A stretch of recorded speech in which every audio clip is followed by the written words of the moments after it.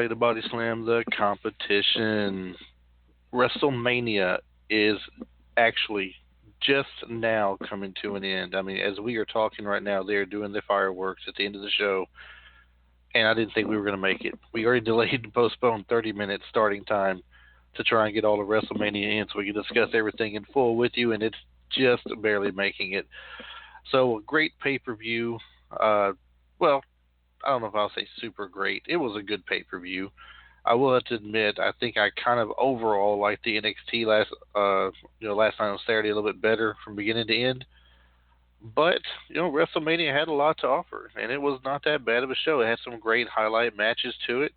We had a surprise in there that wasn't kind of expected, but at the same time, I wasn't a big fan of it. We'll discuss more about it later the further we get into the show. Mike Current is not quite with us just yet. He will be here soon, though. He is a little bit behind with the pay-per-view as it's going off the air and getting time to call in here, so we're waiting for him. In the meantime, we'll start talking about the pre-show a little bit here. The pre-show, I was a little bit surprised with the number of matches they had for that pre-show. I mean, I get it if you're going to have, one maybe of the matches on there, like the 205 live show they did with Austin Aries and Neville, but they kind of had three for the pre-show there. And speaking of Mike Current, he must have had his ears burning for a second there. He is now currently with us here on the podcast. Mike, we're so glad you could join, sir. Well, you know what, Chris? If the WWE would just, stick to their own timetables, we wouldn't have this problem. Look, they should rename WrestleMania Sunday to 7 Hour Sunday. WrestleMania Sunday / Monday. / Monday, there you go. I mean, everything started officially here my time. I'm Central Time Zone, so I want to say it started here at about 4:30. They had the pre-show started, and I was like, well, maybe it's the pre-show. They're just, red carpet crap or something they're starting to get into. No, I came in here and turned it on, and I was right in the middle of the Neville Austin Aries match at 4:30. I'm like, seriously? Yep. There's an hour and a half left to go before it officially starts. What are they doing? But Austin Aries and Neville, and Mike, I know you're not a huge fan of the 205 Live. No, but you know what I am a huge fan of? What is that? Austin Aries and Neville. Austin Aries. Yep. It was a good match. It shouldn't have been on the pre-show. I'll tell you that right now. There was a lot. It should not. That was horrible. That should have been the leading match for WrestleMania. Yeah, that should have been the opener right there. It's a shame that it went to pre-show that way, but I don't know. Mike, I've got on the screen here. I don't want to jump, to the end of my to the end of this podcast here and with my thoughts on this, but what do you think as far as the Undertaker goes? Last WrestleMania, I mean, they're making a big to-do here. JR came in to call the match. He had a nice slow walk to the ring. The lights have gone out at the end of it. He's sitting in the match with his hat and his jacket on, full garb and everything right now. Turn around, just eyeballing the fans, looking the crowd over, like, I'm saying my goodbye to you or something. I can't help but feel this might be his last match. You know what, Chris? This is not the first time, though, we've seen this from the dead man. It's like every WrestleMania the past, 4 or 5 years, it's been, this is the last one. Did you see the way he reacted at the crowd? It's the same way he reacts because, frankly, I think it's the fact that he's gotten old. He really can't move after the match, and he doesn't know where he's at. And good old Chuck has just put up on Facebook, chanting, "Please retire. Please retire." You know what really grinds my gears? He has time to put that on Facebook, but he doesn't have time to call in and talk to us. He's moved on. He's too good for us now. Too good for Buddy. No, well, he thinks he's too good. We're going to let him slide on it because he's still an okay guy, though. But I guess we should go back to the beginning of the show here, not dwell on this Undertaker thing. We'll have plenty of time to get to that here soon. The Austin Aries Neville, I really and truly felt they were going to push Austin Aries to that title the way they've been going the last few weeks, and they completely went away from that. And they went away from it in a very I don't want to say it was a cheap way. It was kind of a ruthless way with Neville. I mean, digging into the injured eye with his fingers, and and then hitting I think raking his eyes against the ropes or something before he hit that last move on him. Well, you know what, Chris? It makes perfect sense to me because why would you cheapen the title by letting it exchange in a match in the pre-show that actually started before the pre-show started? I mean, to me, it makes perfect sense. Let's wait until we have a stage where we can actually sort of make this 205 Live, this Cruiserweight Championship match the centerpiece, the highlight of the show. And then allow or push Austin Aries into that title. It wouldn't mean as much if he won it today. Because let's face it, saying I won the championship at WrestleMania is one thing, but saying I won the championship 30 minutes before the pre-show of WrestleMania started is a completely different thing. What do you think they're saying for the two individuals in that match, though? I mean, they're not saying a lot by putting them in that in that pecking order. I mean, they could have just done this. They could have just had the pre-show, talked about the upcoming pay-per-view, worked it up real big to the fans, and then had the Andre the Giant, Battle Memorial, the Battle Royal Memorial, in that pre-show right there. They could have drug it on a little bit longer than what they did, and let that be the entire pre-show. But they did not do that at all. Well, I think it came down to time management. I think they looked at the card, the way it was stacked, and how the matches were going to play out, and realized we got to move some stuff to the pre-show because we're never going to make it. Well, they must have. And I tell you what, I mean, they're giving The Undertaker all the time he wants to leave. I know I said I wouldn't harp on this too much, but it's still on the screen I got here.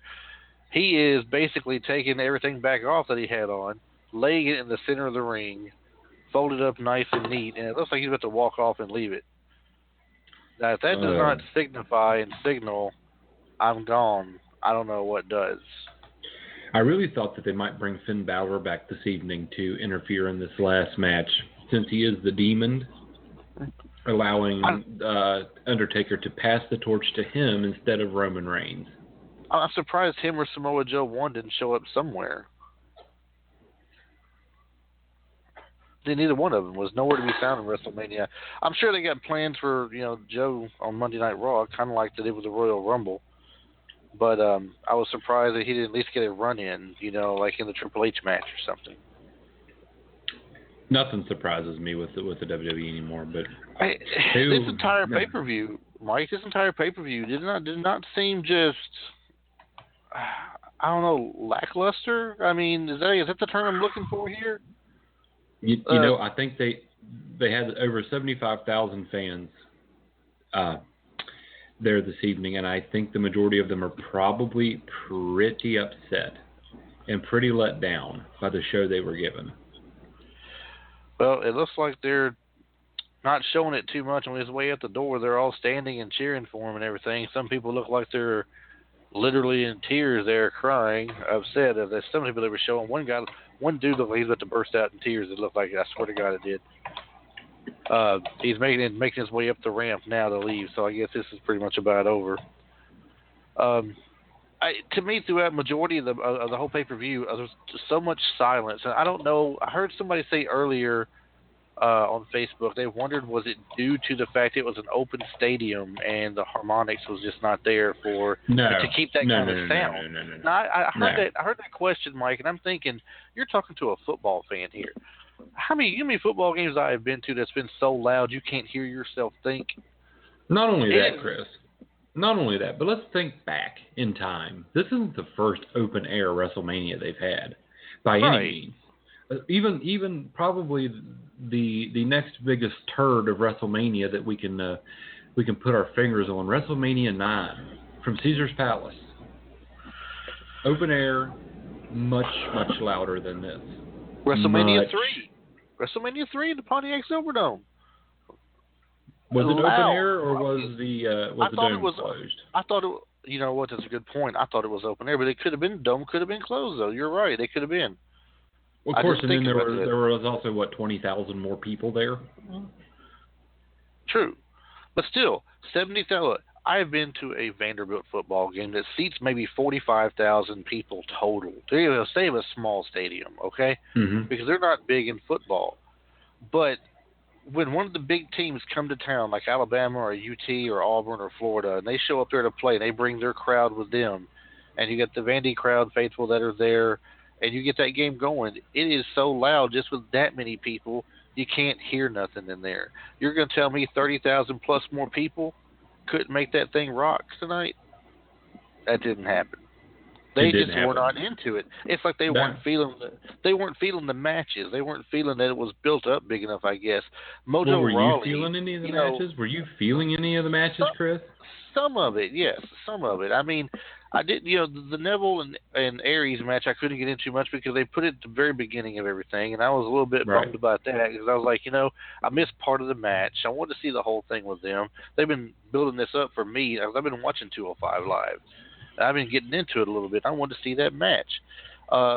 And then, of course, like I said, Neville wins in a little bit of a cheap fashion, but he retains the belt. And I guess you make a good point. Why not wait? Maybe at Payday they'll have a rematch, and it's an actual pay-per-view they'll be in, not the opening show, and they'll do better then. Going to that Andre the Giant Battle Royal, I actually thought for a short minute, that is, that you were going to see your favorite person win that Battle Royal. And Sami Zayn, because they've been building him up with the David Goliath syndrome for the last I don't know how long, and now he's in there toward the end with these people that are there. The biggest people are already gone out of there, and I thought, this might be a build up to Sami Zayn, to something he can hang his hat on for the rest of the year. Throw him a bone since you put him in these ridiculous things they've been in so far. And I thought maybe him or Luke Harper. So I sent Ray a message earlier. I said, I bet you it's either going to be him or Harper, one or the other. Well, then, like, seconds later, Harper got tossed. I'm like, well, you're killing me. This is not right. All right, we still got, Zayn in here. And he lasted maybe 5 or 6 more minutes, and he was gone. And at that point, It was Mojo Rawley, Jinder Mahal, the guy from NXT that's part of Sanity, whose name I can't recall at this point. You know what I called him? The Berserker 2. Berserker 2, yeah. He looked like he looked like one of the members of the Highlanders ate the other one. You remember those guys? Rory. I really think he looks more like the Berserker's nephew or something. They should have just called him Berserker 2. They could haven't gotten away with it for sure. But Mojo Rawley, how did Jinder Mahal get to be the second to last in there? Of all the people that was in there, why Jinder Mahal? How did he get that honor there? He's not really done anything worthwhile, and now he's there. That's great for him, though. I mean, maybe he's building up to something. I don't know, or maybe that's how they want to do it, to bring Ron Gronkowski into it and have him come in there and interfere in that match and do a running tackle on him, and then get sent back to his seat by Mojo to take over to get the win. You said you're kind of a fan of Mojo, though, aren't you? I am kind of a fan of Mojo Rawley. He has a great energy about him, and he carries it all the time. When we saw him at the live house show, it's not televised, but he carries the same energy no matter where he's at. Chris Jericho is another one that does the same thing. He carries the same energy, whether it's a untelevised house show in some podunk place, or if it's on a Monday Night Raw or SmackDown or whatever. So I like Mojo Rawley. He's kind of a big dude. He's got a good energy. He plays to the crowd, and why not? Why not see what he can do? Why not give him a little bit of a bump and a little bit of a push? That's what's nice about this Andre the Giant Memorial Battle Royal. It doesn't really mean anything, and at the same time, it means a lot. Because if you don't win it, it's no big deal. But if you do win it, it can be a big deal. Right. And, they got to get something with him going since Zack Ryder's out hurt. Now, this could be something, though, that works out great for Mojo Rawley in the process. They made the point earlier when they were discussing after the win he had, Booker T was like, I left my partner and I became a bigger star. And, Jerry Lawler was like, well, I left partners and became a bigger star in my youth. And Shawn Michaels left a partner, became a big star. Maybe this is something that's going into positive for Mojo Rawley that, uh, it wasn't done in the same fashion technically. I mean, Zack Ryder's out hurt, but he's having to advance himself while he's gone. He may find some success as a solo after all. I mean, he seems like he's also kind of calmed himself down a little bit as far as the character goes, because whenever him and Ryder come out, they were just nuts together. Yes, of course that was the gimmick. Yeah, and I don't want to say, I thought this was pretty cool earlier. Now, I'm not so naive to believe that I got a like by Ron Gronkowski or anything, but I did send a tweet at Ron Gronkowski mentioning, was he going to be the new third hype bro, or was he something else and related to them right there? And I did get a like from the Ron Gronkowski camp, it says. So, hey, feeling pretty good about that at least. Hey, he's a big dude, too. He was, actually. I was like, I didn't realize he was that big for a tight end, Right. He looks like someone I wouldn't want to mess with, for sure. Yeah, or, if you're in a bar fight, you want him to be your friend. Exactly. Now, here's something else, Mike, that I didn't quite understand. And I didn't understand it in two different ways. I mean, I'm not going to question the booking. I'm not going to do that. I'm not going to question the booking and say, are you crazy that you didn't go ahead and put this guy over? There's plenty of time. They can still continue this feud because they're such a good feud together right now. Two things I don't get. Why did you put Dean Ambrose and Baron Corbin as the last match of the pre-show for the Intercontinental title? And two, I was really wondering why they didn't go ahead and put Corbin over at WrestleMania to get that belt. Unless they're just thinking, it's WrestleMania, maybe we'll just give Ambrose the spotlight. He's the more established of the two stars. The other guy's up and coming. He's going to get that belt. We're going to put it on him, but just maybe not tonight or something. Well, again, Chris, I think it's that situation that we were in with the cruiserweight title. It almost cheapens a championship like the Intercontinental title to exchange hands on the free show. But really, I will go ahead and completely call out the booking on this. That it was absolutely, utterly shit booking. That it never should have been in the pre-show. A title as prestigious as the Intercontinental Championship. I don't care if it is Dean Ambrose facing somebody who can barely wrestle. And that's how I feel about Corbin. He does nothing for me. He's not exciting. He's not entertaining. He's just there. Give him the night off. Don't do what you did, WWE. And see, you and I have always had conflicting opinions on Baron Corbin because I like the way he does. I think he's an up-and-coming guy on that SmackDown roster. For his size, he moves really well. And I like that finisher. I mean, it's a pretty cool finisher. It's unique from everybody else's in what he does, at least. It's a form or a variation, it seems like, of an RKO / stunner in a way, almost. I mean, he's picking them up in the air like he's going to come down with not really a stunner, but like a twist of fate or something like Hardy does. But he's got him up in the air. He leans forward with him, and he yanks him back face first into the mat. That takes a lot of strength for one.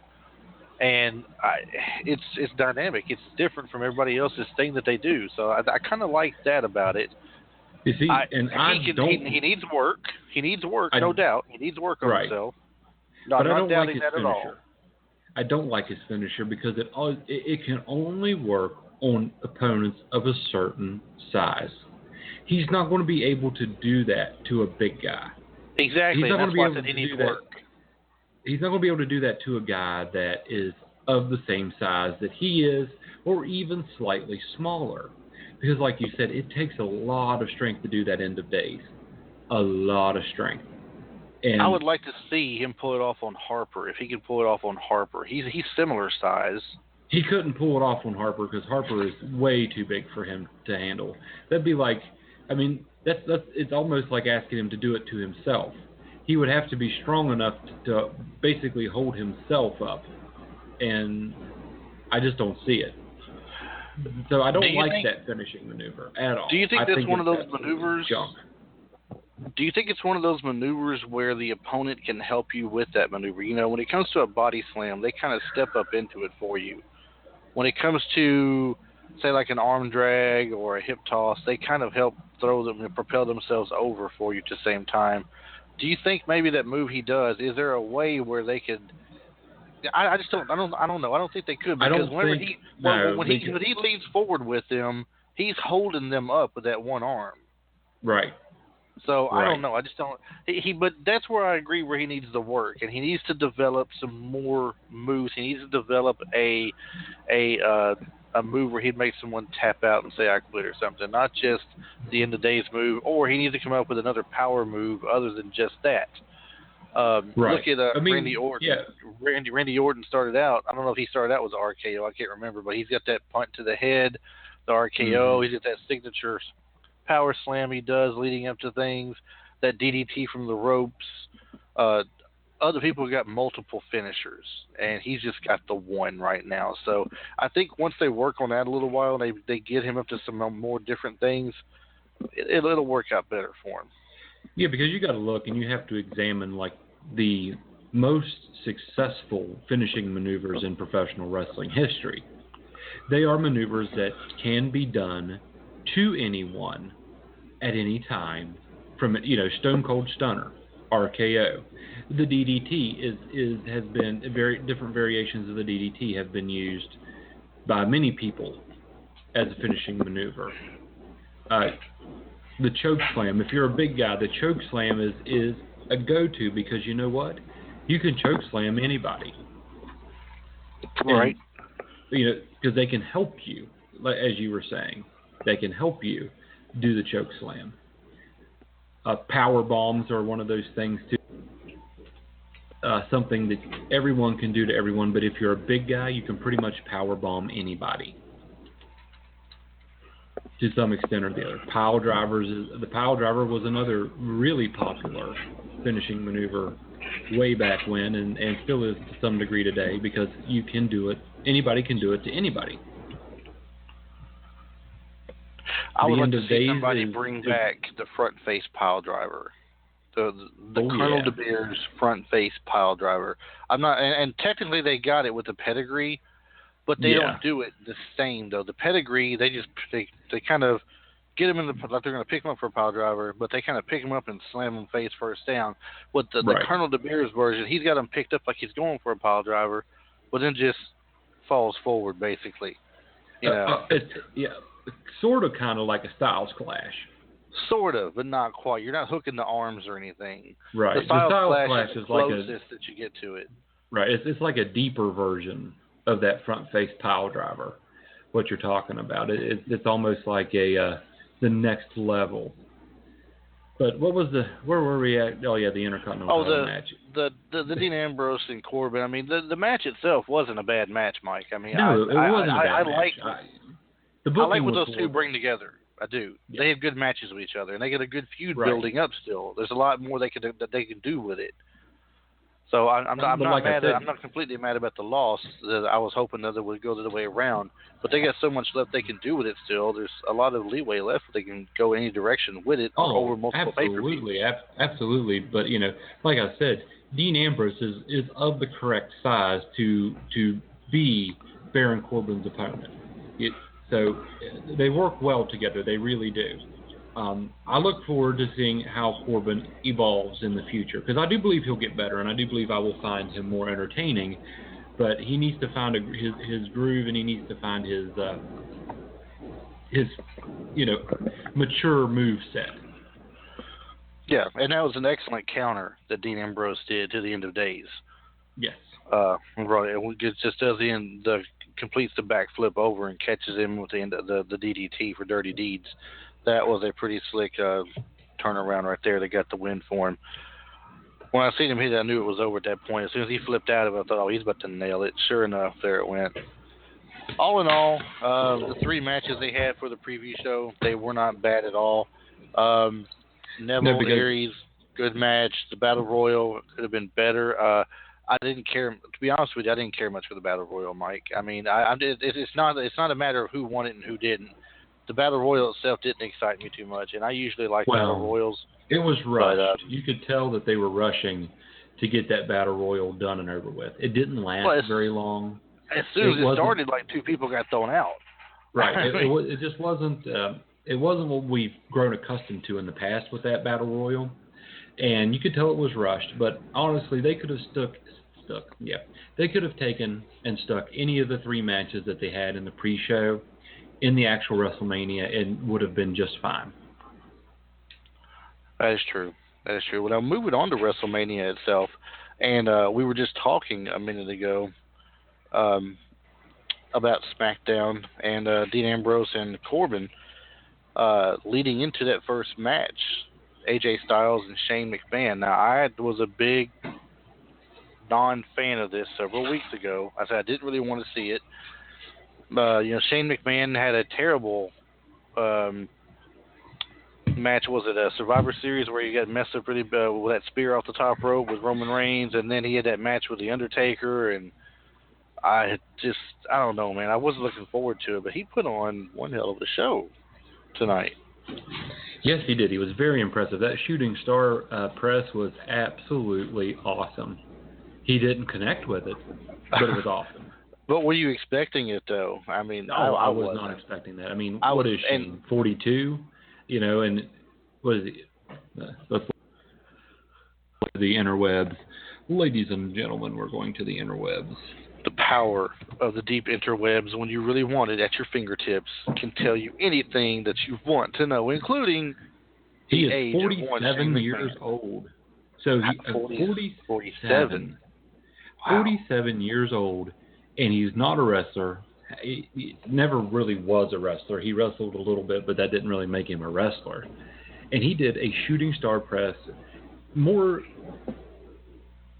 than I ever dreamed of doing off the top rope at WrestleMania, because we all know how the couple times that Lesnar attempted that was he wound up looking like a pogo stick. He bounced on his head 3 times before he landed on his back, didn't he? I think so. It wasn't just the shooting star press he did, though, Mike. I mean, he did the coast to coast. He did the elbow drop. He did the elbow drop from the top rope to the announce table. He missed it just like he did against Undertaker, but not quite from so high. And he was just impressive. He had a great reversal. AJ was coming off the rope with that 450, I believe he does. And as he come to land, he was caught by Shane in a triangle choke, wasn't he? Is that what it was? Yes, it was. I mean, it's like he completely reversed it just to a triangle choke just that quick. And like, honestly, man, they must... honestly, it's crazy because this was one of the least botchy matches of the night. Right, but it had so much more in it that... A 47-year-old non-wrestler against AJ Styles, and it was probably one of the top matches of the evening. Now, if you were, this is just a quick off-topic question here, but if you were to take pre-show and pay-per-view combined, and you took the people from each brand, which brand do you think showed out more at WrestleMania? SmackDown. I think the match we're talking about right now alone stood out more than the rest of them did, as far as what the people, the ones on the Raw roster did. Yes. I absolutely 100% agree with you on it. Pretty much don't bet against AJ Styles if he's on the card. If AJ Styles is on the card, odds are that his match is going to be the best match of the night. He's that good, people. I mean, it just really is. And if you're a true wrestling fan and look at it, you can't deny it. I do believe the man could wrestle a dead body that's been cut into 7 pieces and put into a trash bag and make a damn good match out of it. Well, you've seen the match later in the pay-per-view with Orton and Wyatt. And I'm not going to jump ahead and talk about the match just yet, but tell me. We'll get there, Chris. We'll get there. We discussed through Messenger how quiet it was for that match. Do you think it would have been equally as quiet of a match if AJ had faced Wyatt instead? No. The AJ and Shane match was the highlight of the entire WrestleMania, probably. As for me, it was anyway, match-wise. To me, it was pretty much the best match out there of the night. There was some really ridiculous stuff that went on, and they just kind of stole the show tonight. I don't know if it was the best match, but it was there with the best match. For me, it was the best match, and it's hard for me to say that because I didn't really want to see Shane McMahon in the match with AJ. I wanted to see AJ in a bigger match. I didn't either, but you know what? It worked out great. AJ, it was a great match. Both of them did very well. Bravo to Shane McMahon. Bravo to AJ Styles. It couldn't have been any better. No, I completely agree. And then the reason why I asked that question about the two, I watched the NXT Takeover Orlando last night, and they had a triple threat tag match. And I won't go into detail too much here because me and Ray discussed it last night on the NXT Takeover podcast we did. So if you guys haven't heard it, check it out. It's on YouTube already with the other videos now. It was a great pay-per-view, but that triple threat elimination tag match stole the show last night. And so far, we were talking about it being possibly the match of the year so far.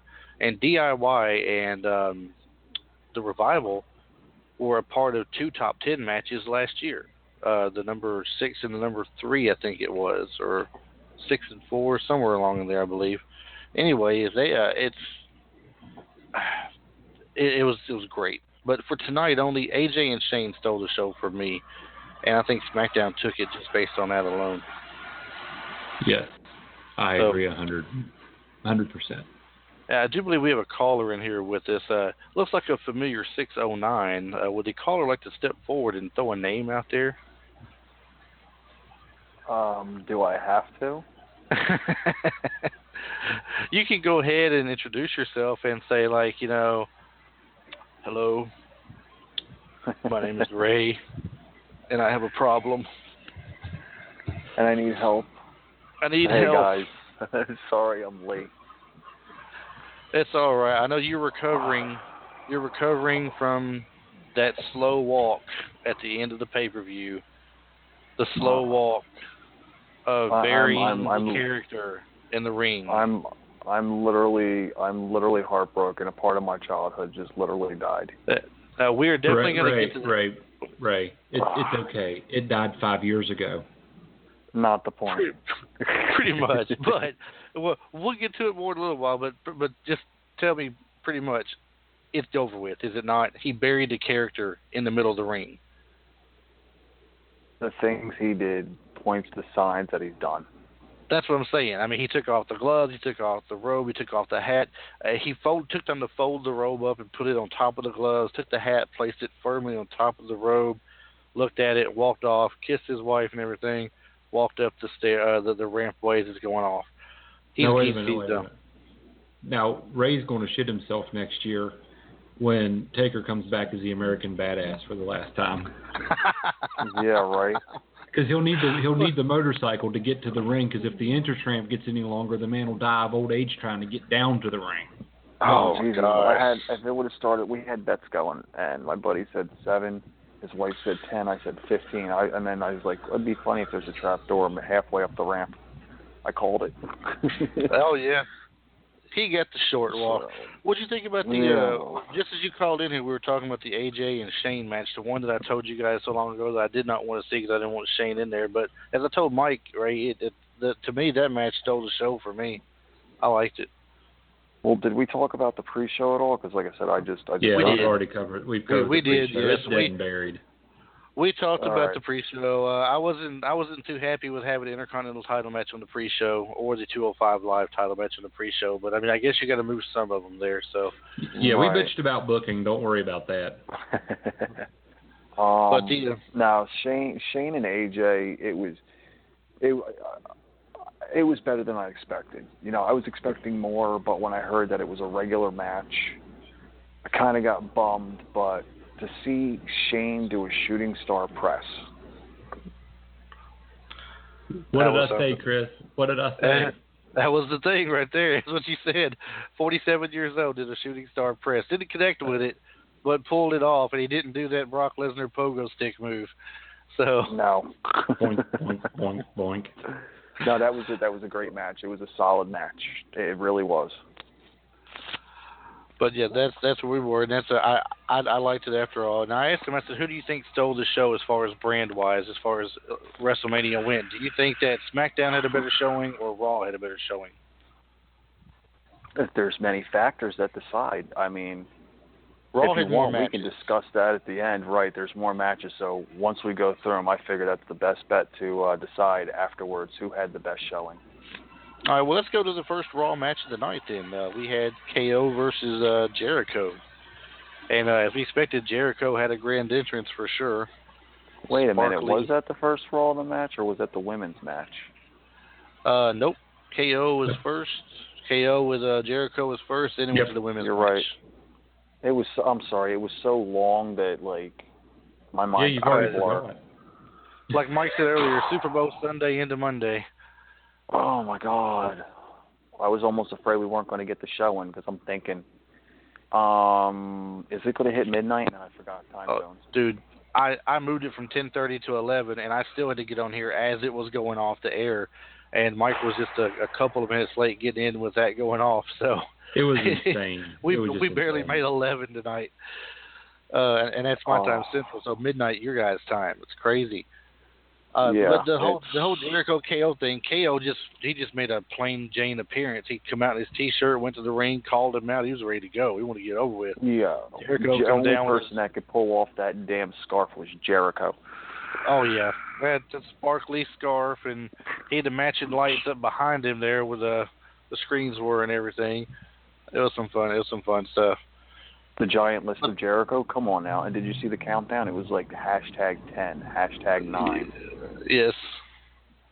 That was cool. No, the match was great. I thought it was, the build-up was nice. That the action was great. The reversals. It was the pop-up powerbomb into the code breaker. I'm just disappointed on how it ended. I mean, we knew that Jericho was going to lose. We knew that. I mean, I don't know if there might have been a better way to pull off the loss because we knew Jericho was going to be gone for a while, and you knew that Owens was going to get that title. But right, there may have been a better way of going by that way to end the match or something. Right, but he's known for taking people out with that ringside edge power bomb. So, I mean. Yeah. It is a fitting way to take Jericho out of the picture for a while. He's done it to Sami Zayn. He's done it to other people, so it could fall into injury. Yep. Mike, what did you think about it? Honestly, tonight reaffirmed to me that something that I've long suspected, and that is Kevin Owens doesn't impress me. He's like plain yogurt with a plastic spoon in it. Yeah, you'll eat it if you're hungry. But it's like, he just doesn't do it for me. I don't see why people think he's so great. The pop-up power bomb is a him move, and when you're in the ring with someone the caliber of Chris Jericho, you better be a high caliber performer yourself. And I just don't see it from Kevin Owens. I really don't. And it has nothing to do with his look because you know what, Mick Foley looked a lot worse, but Mick Foley competed at a much higher caliber than Kevin Owens does. I didn't really enjoy the match all that much.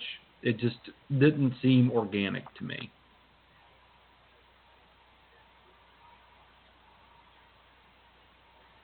Yeah, I'll agree. It was lackluster at best. And that's all I've got to say about that. There wasn't many memorable spots, to be honest. Chris? I'm sorry, I'm here. Yes, I'm back. I'm here. Did you fall over again, Chris? No, I sent you a message. Didn't you get my message? Don't y'all watch your screens? I sent you a message. No. Oh. I stepped away for a second. I sent you a message on Facebook. You're always watching your messenger on there. Well, put down the bottle, playa, as Teddy Long told me once, and get to work. Well, obviously I missed the last thing you said since y'all didn't pick up on my message. You can't get good help anymore. I tell you just can't get good help. I just what was the last thing that was said? I thought it was just a lackluster match. I thought that I feel that Chris Jericho was so higher up in the caliber of professional wrestling echelon than Kevin Owens will probably ever attain in his career. That it just didn't do it for me. It felt inorganic and it felt just meh. Oh yeah, a Chuckism, meh. Yeah, it definitely could have been better. I mean, I'm not mad at the way it ended up. I knew it was going to be a loss for his part and everything, but the whole match itself didn't have. And I know you hate the guy, Mike, but once again, it just didn't have the charismatic kind of a match that he had with other people, like a Sami Zayn in the past. They have magic together. Right. Him and Jericho don't have a magic against each other. Right. Maybe that best friends gimmick thing for a little bit was great on camera. But as far as them two in a match with each other, and usually Jericho can carry a lot of people in a match and make it good. But they don't do nothing for me together with each other. I don't know. I mean, it could have been better. Well, and it doesn't help that I think the pop-up powerbomb is an absolutely stupid move.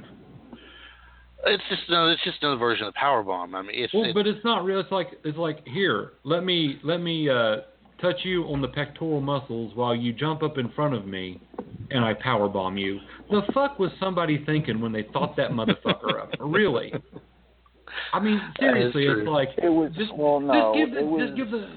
just give him a titty twister. You know, the titty twister powerbomb. Yeah, but it was cool at first when you first started seeing the pop-up powerbomb. I never thought it was cool.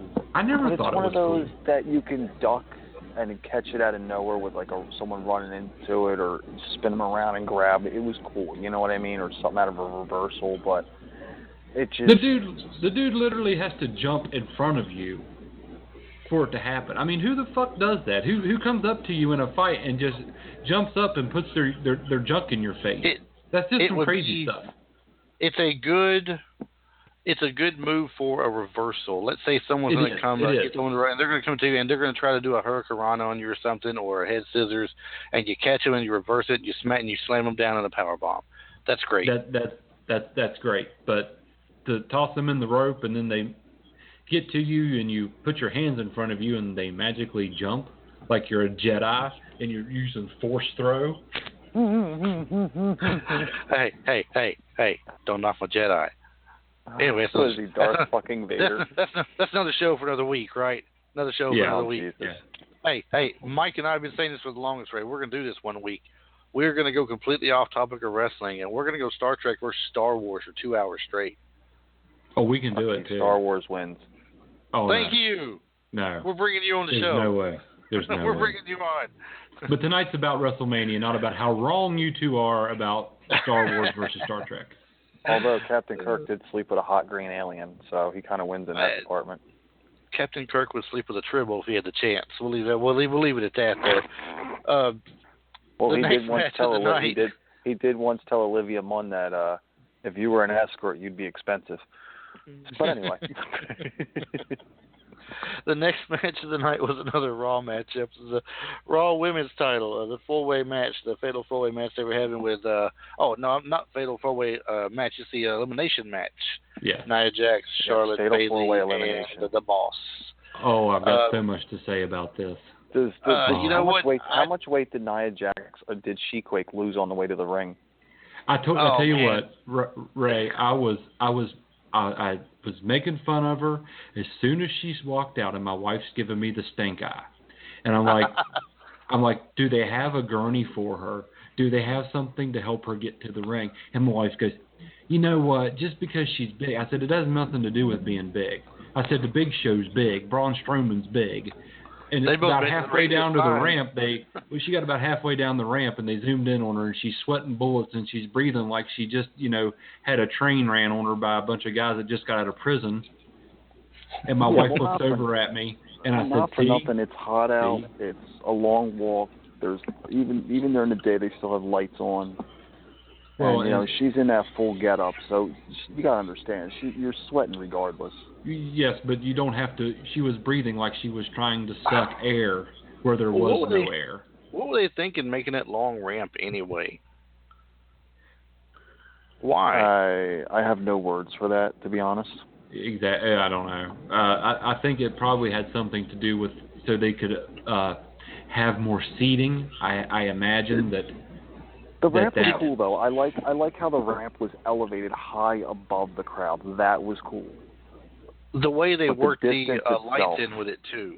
They had the different lighting features under the ramp that worked with it. I mean, I know Mike hates that Superman punch thing, but when Reigns came out in the night and did the little thing where he takes the stance where he puts the fist on the ground, when he punches the ground and the thing shoots straight down the ramp and then the stuff go off in the air with it. Perfect timing the way they did it. Stuff like that. Even the snake slithering down while Orton's walking, it was cool. Yes. So I mean, so what did you all think was about the flying forehead got driven to the ring, but poor Nia had to hoof it? Listen, I'm going to say something about Sasha. Is it me or does Sasha look sick? Like she's lost a lot of weight. She looks like her hair's thinning, and it's like she looks like she's ill. You know what I mean? Like she looks like her uncle. His name's Snoop Dogg. Yeah, well, she's looking like she's got some kind of sickness going on, and she's not looking healthy. But the match, I don't know. The match itself, it had a highlight. The corkscrew moonsault. But oh my God, that corkscrew moonsault. But other than that, it's just, I mean, Bayley. I liked how Bayley came out like Savage. Although poor Bayley, her inflatable Baileys didn't even work. Mm-hmm. Not on time, they didn't. It was like she was at the ring almost when they came up at the top of the ramp, and then they had some down at the ramp, and they came on when she got down there. Yeah, they had to fix them, but poor Bayley, I feel bad. But she came out with the Savage look with the draping and the elbow drop. That was cool. It was, but they need to keep the camera off of her. Though, I mean, during the match, she looked like she was ready to cry, like 3/4 of the damn match. It looked like she was just going to bawl because, somebody took her ice cream cone or something. And I just don't know. I don't get it. I don't get why they had to. I'm not going to lie. I took a smoke break during that match. When Nia got pinned, I went outside. When I came back in, there was 2 minutes left. 2 minutes left of the match. I really had no interest. And I'll say this. I'm shocked that Bayley won. I thought it was going to be Charlotte, realistically, but I mean, well, the thing that got me was Bayley hurt? Because she seemed to be limping around quite a bit at the end there, and I just wondered. And I also will say that I do believe Charlotte had the best entrance of anyone at WrestleMania this year. I don't know if I go that far. With the pyro, she had more fireworks than anybody else. You can say that. Oh man! I don't know if I'd say she had the best entrance of everybody though. I mean, it's nice, but it was not like the absolute best entrance. So, I think that look on Bayley's face you're talking about is supposed to be her hurt look in the match. I think it's what it is. It's supposed to be like the I'm in pain look because I've got all these people beating on me, and even in a regular one-on-one match, she carries the same hurt look when she's in that match. Not everybody has that can pull off that same look of they're in pain and agony, or they're just they're needing help or something to make it really selling it. Not everybody can sell. You mean like an emo kid with what? You mean like an emo kid with Down syndrome? The emo kid with Down syndrome. Who are you? What are you talking about? Honestly, Bayley. She looks like she's got like Down syndrome. I don't know. But I really don't have anything to say about that match. It did nothing for me. To me, it was a filler. That shouldn't have been there. That could have been on the pre-show. That one could have very well been on the pre-show in place of the Intercontinental title match. I was thinking to myself earlier, both of the women's titles matches this year felt like they were lacking in excitement. Even though I'm big on the SmackDown women's roster, they too seemed like they were lacking some excitement in that match to me. That one could have been bumped up way earlier too. And I don't know if they put it there so they could have that little filler time in between those two other matches or what, but neither one of them did anything for me. But as far as this one goes, the highlight was the corkscrew moonsault. You knew she nailed it because she was excited getting up from it too, and it was a pretty awesome sight to see when she hit it. Other than that, it was cool. It was cool to see the horse. It was cool to see the 2 or 3 of the horsewomen stand up against the adversary, And it went back to what you and I said last night, Chris, about the Revival and DIY teaming up, you know. It's right. cool when you see bitter enemies, you know, Charlotte being enemies with both of them, just uniting. All right, that was kind of cool, you know what I mean? But realistically, like I said, the match did nothing for me. If I go outside to smoke a cigarette during a match, it just proves I have literally no interest in it. Well, we're about to move on to one here that y'all are going to fuss at me about because I completely hated how it worked out. I blew up on Facebook about it. I know you all seen it. Did. I hated it. Called it. I called it. Well, you called it, and I don't mind them coming out. That wasn't the problem. The problem is they threw the titles on them. That's a problem for me. And we're talking about the Hardy Boys. The Hardy Boys coming back to the WWE. I want to say this, though. I will rock that suit that Enzo wore tonight any fucking day of the week, dude. That shit was dope as hell. I know. And Cesaro and Sheamus' entrance, I loved it. Yes. You know, they were finally, it showed unison. Yes, it was cool.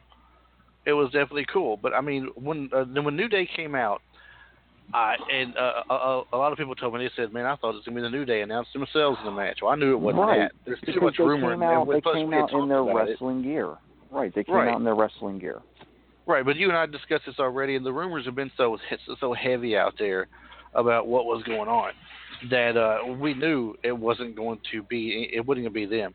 And they're talking about who could it be coming out? I wonder who it could be.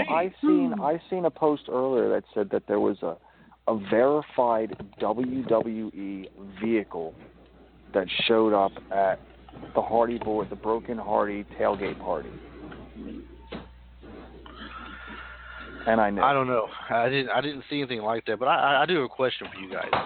Now, I could have sworn, Ray, you'll know more about this than Mike will because you watch Ring of Honor like I do sometimes here. I could have sworn they signed a 3-month contract minimum with the Ring of Honor to have that thing it was a 3-week. No, it was a 3-week. 3 weeks. That's all it was. Okay. 3 weeks. I would have swore it was a 3-month. They said they'd be there for a little bit. And they were going to continue that thing going on between them and the Young Bucks back and forth for a little bit. And to see them show up at WrestleMania, I thought, well, did they buy out the contract, or is this just a sure sign that Ring of Honor just got bought by WWE? No, because they were talking about that. You got to figure as well. The Young Bucks had 3 matches. They had the Manhattan one, had the Vegas one, and they had the Florida. So there were 3 matches with them. Okay, and it was cool seeing them come out. I mean, I had the feeling, you know, I spoke of this before when they were doing, like, top WrestleMania moments, and they mentioned the Hardy Boys in the ladder match, and they said broken. You know, Baron Corbin wearing, I don't know if it was coincidence or not, but he wore, like, the broken Matt Hardy-style jacket at the Hall of Fame, you know, and then just all turning the triple threat match into a ladder match. I will say this. I got one thing I just want to get out of the way, and then we'll get Mr. Tim's impression of it. Tim just joined us here, it looks like. But I got one thing I want to say about this. I do not mind that the Hardy Boys came back to the WWE. What I do mind is that they threw the belts on them the first match because they are the Hardy Boys, and they came back, and they're automatically at the top of the ladder right now. Excuse the pun, because it was a ladder match, I know. But I don't see why you take this chance away from Enzo and Cass, who have been working their butts off for the past several months, to get that WrestleMania moment. When they lost it at the last pay-per-view, you would think there should have been a promise of getting it back at WrestleMania and getting that WrestleMania moment and winning the titles, even if it was only for a couple of months or something, and let the Hardys a couple months in win the belt. They'll get it at SummerSlam in their hometown. It makes no sense whatsoever to put them on the Hardys. Yeah, but do this. It makes perfect sense because they're going to draw the money. I'm going to be honest, I missed like 3 matches because I was at work, and that was one of the matches I missed. And then Chuck told me who won. I was like, son of a bitch. I was so mad that I didn't get to see it because what's funny is I don't really care about Jeff Hardy. I've always saw him as a spot monkey that couldn't pull his head out of his ass unless Matt's there. I've always been a big fan of Matt Hardy anyway. So honestly, I was happy to see them, and I do agree that I don't think they should have won the title because I'll say this guy comes back. It shouldn't be that way. It was cool. it was cool seeing Matt Hardy looking at everybody in the ring and say, delete, delete, delete, delete. And I'm hoping they keep with the gimmick, even though they're not going to have the name. But the best spot in the match will still go to Jeff Hardy. Swanton off the top of that ladder, and it was a big fucking ladder. But that's all he does. Yeah, that's literally I agree. Him. That's all he does. You take the Swanton off the top of the ladder and his cannonball thing he does, and what else does he do? Nothing. Literally, he has like 2 moves. You know, yeah, he's a daredevil. But he's successful. He's the more successful of the 2 Hardys too, though, when it comes to individual. But why? Because the fangirls wanted him to be successful. Let's face it, he's the one that the fangirls all love. Well, Matt was the guy that people actually, you know, from what I've understood, is the guy that people actually respected, and he was a better technician and things. But Jeff was the one that wanted to shove down your throat because he's got more charisma. Well, Pat at that time. Yeah, well, individually, I would say they're equally accoladed because you had Matt, who was a United States champion. He was a light heavyweight champion. He was an ECW champion. He was a TNA champion. He's a multi-tag team champion. Jeff was a TNA champion. Jeff was a WWE champion. Jeff was an Intercontinental champion. So realistically, they're equal in accolades. Yeah, that ECW title, I don't count that. I'm sorry. Yeah, but it's still a belt. It's still a belt. But in all honesty, the TNA title, that was a debacle with Jeff. You remember that match he had with what's his name? Sting. Where Sting had to help hold him down and force him because he was so wasted. And guess who showed up not long after that? Oh, Matt. To basically save that guy again. They should call him the Savior. You know, because basically he saves Jeff all the time. It's nostalgia. They needed it because they knew they had to do something, and that the convenience was there. You know, somebody told me earlier on Facebook, guys, that Raw had to have the Hardy Boys there because their tag team division is lackluster and subpar. Now, I fussed at the guy. You cannot call those, even if there's just those 3 teams, you can't call them subpar. The Club, the Enzo and Cass, Sheamus and Cesaro, they're anything but subpar. They're great teams, but there's just 3 of them, and I get that. You're right. There's only 3 of them, and the guy was right. They should have more. The problem is that I still don't see Sheamus and Cesaro as a tag team. They're 2 individual singles wrestlers that are operating as a tag team right now because they have nothing else for them. Well, they are, but I'm starting to feel it more now, though, because they're starting to, like me and Ray discussed not too long ago, if you remember, Ray, they're starting to get more tag team-like moves together. They're starting to get a feel like that. Their version of the heart attack, where Cesaro holds him up, and Sheamus puts the bro kick on him. That's pretty. I was talking about that earlier. I actually like that move a lot. It's pretty cool. Yeah, it's really sad that Tyson Kidd got injured. Because had he not got injured, we probably would have had a really great tag team with Cesaro and Kidd.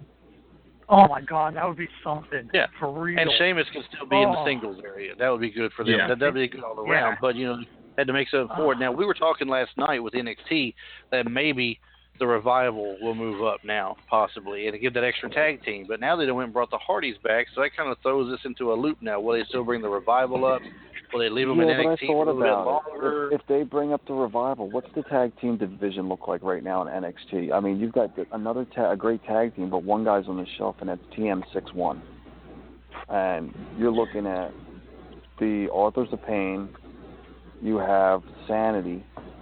You really don't have anybody else down there. It's DIY and Revival. DIY? Who's that new team that came in? The brothers. Those 2 brothers, it looks like. A couple of big, huge white twins. guys they had out there. The twins. They're not white guys. They're black guys, but they're twins. No. Well, maybe I'm thinking. No, I know who you're talking about with them. But there was a couple of big white guys they had out there just not too long ago. Maybe it was last Wednesday or something, possibly. Heavy Machinery. Heavy Machinery. That's it. Yeah. I mean, so they got them there. Well, that's a really 90s lame name for a tag team. Just saying. Sorry. Well, that's almost as bad as when Steven Regal was the man's man. First of all, that was the greatest gimmick in the history of pro wrestling. I'm sorry.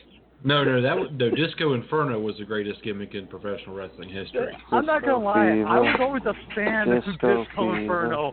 Yeah, I was a fan of him because the gimmick was so awful, and that guy just went with it and just owned it, and I loved him for it. You know, I really did. You can't not love Regal. The tag match, it was one of those, nostalgia. They need to bring ratings to Raw, because it's flopping. Well, yeah, it's Raw. I don't know. They're fucking it up. Right. Well, yeah, isn't it kind of sad? It's the same people running. In all honesty, it's the same people running both shows. But SmackDown is so much better. No, it's not. Triple H runs SmackDown. Oh, does he? Well, that he runs everything. SmackDown and NXT. Vince's Raw. That's why they're so much baby. better. Right. Yes. Yeah, that's another thing we were discussing last night through NXT about how great the NXT showed last night. And I just want to say this real quick before we go to the next match here with the Power Couples match they had. I just want to say this real quick. We said this last night. NXT had 5 matches. Okay? NXT had 5 matches, and WrestleMania had about 13? Something like that. Yeah. I lost count. The 5-match NXT takeover outshined WrestleMania tonight. And I didn't think it would happen. I was guilty last night of saying, but they get so many matches, so many great possibilities. I don't think they can do it. If you take away the AJ and Shane match tonight, and the Undertaker and Reigns, I think it bombs completely. The crowd was so quiet honestly, to a lot of the things. I actually liked the Raw women's match. I liked the way they had what's her name, the big chick. I'm drawing a blank on her name right now. I love the way. What? She quaked. My point is that I think they did really well with her, and the fact that I took all 3 of them to pin her, and she just looked so dominant. I was really liking that match. I really was. I enjoyed that one. Not gonna lie, and honestly, I watched the Undertaker. He was done. To be real, he was done. But the match itself, we'll get to that here soon. The match itself looked really good overall, especially for the first 7 minutes. I would say it was really strong between the two, and then they kind of slowed. They started winding it down a little bit. But the Power Couples match, I mean, they've been building this up for the last few weeks. I mean, not like it's had a couple of months build up, but the Miz, he's so much fun to listen to. And we've talked about it in our favorite heel on TV and everything. They had a good match with them, I thought, and Miz and Maurice really carried the match for a while as they were really dominating it. They made it look. The crowd was really into the Miz, no doubt. They were digging it just bothered me that it was great hearing everybody chanting literally for the Miz, and then him doing his moves and everybody chanting yes, yes, yes instead of no, no, no. But it bothered me that you didn't get to see Nikki and Maurice actually wrestle each other. And I'm kind of upset because Maurice that I didn't can't wrestle. Literally, Maurice cannot wrestle.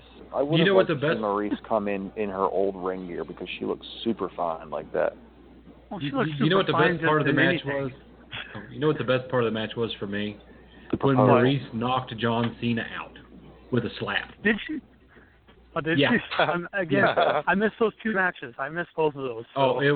Yeah, like he goes over to taunt her and she slaps him and he literally goes like he's knocked out. He's down on the mat, like rolling around. So he sold that shit, huh?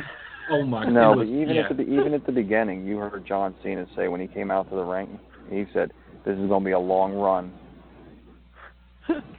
Oh yes, that was some funny stuff. He said, "Man, this is going to be a long run." Oh, let's do it. Right, the best part. The match was ridiculous. It was. No, the match wasn't really that. The only thing I'm ever going to remember about that match, realistically, is the proposal. And you know what?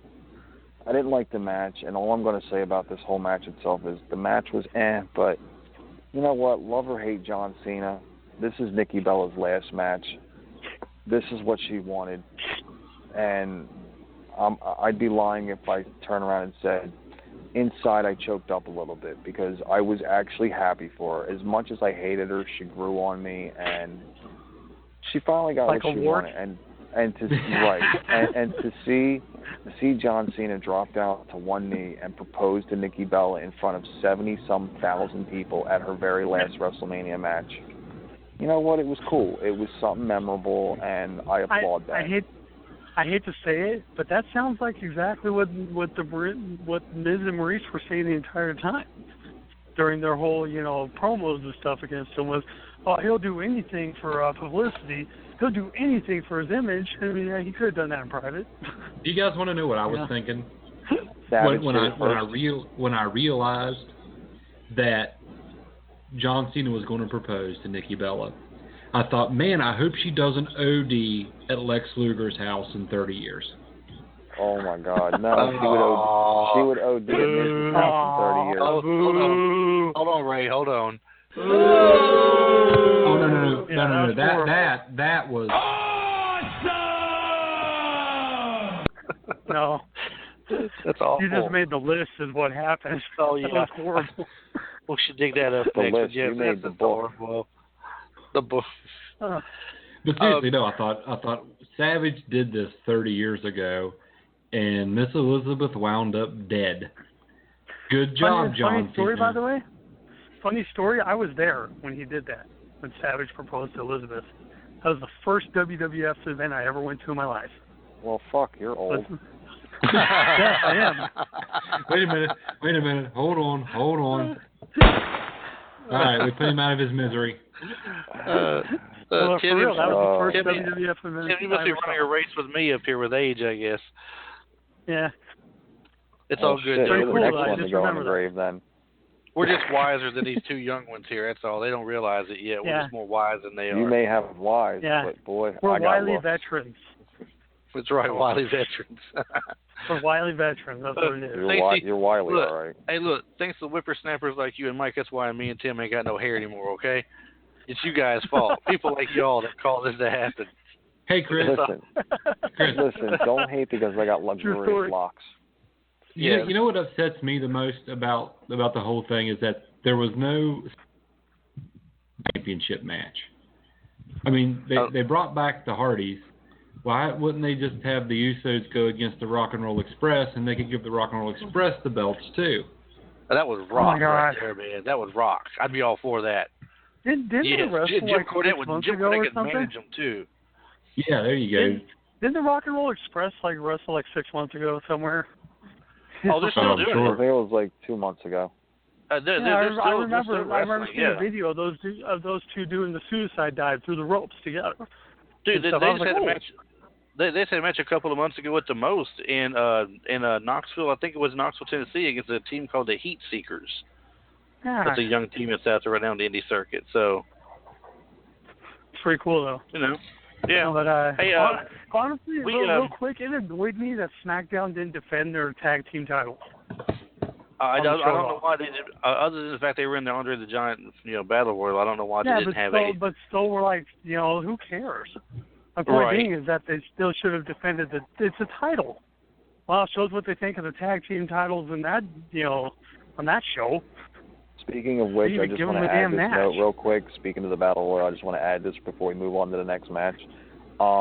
Sin Cara needs to stop trying to steal Rey Mysterio's gimmick of dressing up at WrestleMania. Okay, I'm about ready to call shenanigans and bullshit because Rey Mysterio did it best, and fuck Sin Cara.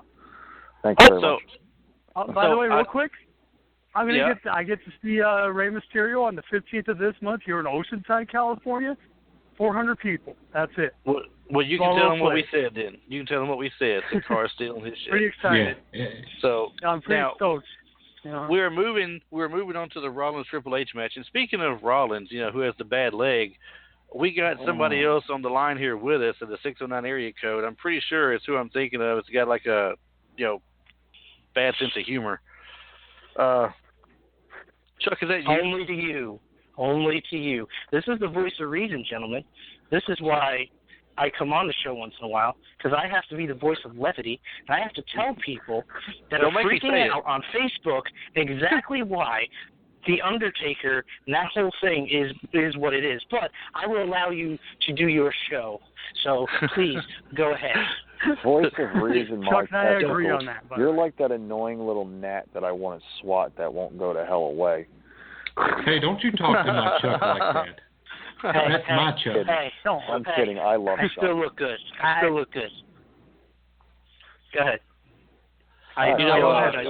Please. Chuck's just on hiatus anyway, right, Chuck? You're just on hiatus anyway. Wait a minute. I'm semi-retired. Aren't you that waiter from Charlie's? What? Aren't you that waiter from Charlie's? Don't quit your day job, Mike, okay? Don't quit your day job. Speaking of which. So what do you guys think of the Rollins Triple H match? Mike, start with you. What do you think about that match? That was the most ridiculous entrance Triple H has ever made, and it made me want to go to the bathroom and throw up.